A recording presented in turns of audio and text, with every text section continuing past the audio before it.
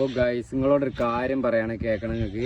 ഇന്നലെ ഞാൻ വണ്ടി ഇവിടെ കൊണ്ടുപോയി നിർത്തി. എന്നിട്ട് ഇവിടെ ഇങ്ങനെ പാല് കുറവച്ചുകൊണ്ടിരിക്കുന്ന സമയത്ത് ഈ ചെറുക്കൻ, ഈ ഇരിക്കുന്ന നരുന്ത് ചെറുക്കൻ എന്ത് ചെയ്തെന്നറിയാം, താക്കോല് കൊണ്ടുപോയി ആ വണ്ടിക്കകത്ത് ഉള്ളിൽ കൊണ്ടുപോയി വെച്ചിട്ട് പൂട്ടിയിട്ട് ലോക്കാക്കിയിട്ട് ആ വണ്ടിക്കകത്ത് നിന്ന് ഇറങ്ങിയിട്ട് പോകുന്നു.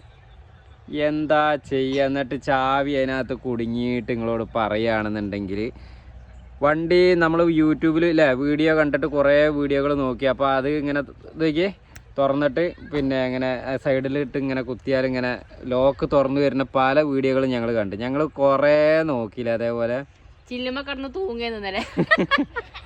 പക്ഷേ അങ്ങനെയൊന്നും കാണിച്ചിട്ട് കാര്യമില്ല. കാരണം എന്ന് വെച്ചാൽ ഇത്രയും വില കൊടുത്തിട്ടൊരു വണ്ടി മേടിക്കുമ്പം ആ ഗ്ലാസിൻ്റെ വീഡിങ് തുറന്നിട്ട് ഒരു കമ്പിട്ട് കുത്തുമ്പോഴത്തേന് ലോക്ക് തുറന്നു വരികയാണെന്നുണ്ടെങ്കിൽ പിന്നെ ഈ വണ്ടി ഇത് ഇറക്കേണ്ട വല്ല കാര്യമുണ്ടോ? പിന്നെ അതിന് വല്ല സേഫ്റ്റി ഉണ്ടോ?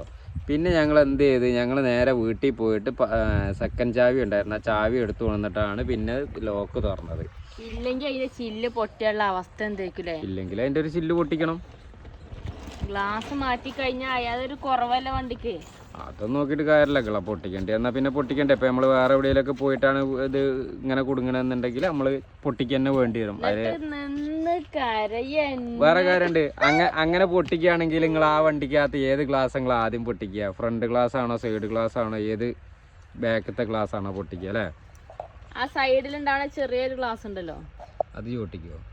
ഞാൻ പൊട്ടിക്കൂല. ഞാൻ പൊട്ടിക്കേണ്ടി അത് ഞാൻ ഇന്നലെ വിചാരിച്ചിരുന്നു. അത് പൊട്ടിക്കേണ്ടി വന്നാൽ അത് പൊട്ടിക്കും. ഏതായാലും ഇതാ അവനാണ് കേട്ടോ. അവൻ ഇതേക്കടാ, ഇങ്ങോട്ടേക്ക് കണ്ടു നോക്കടാ.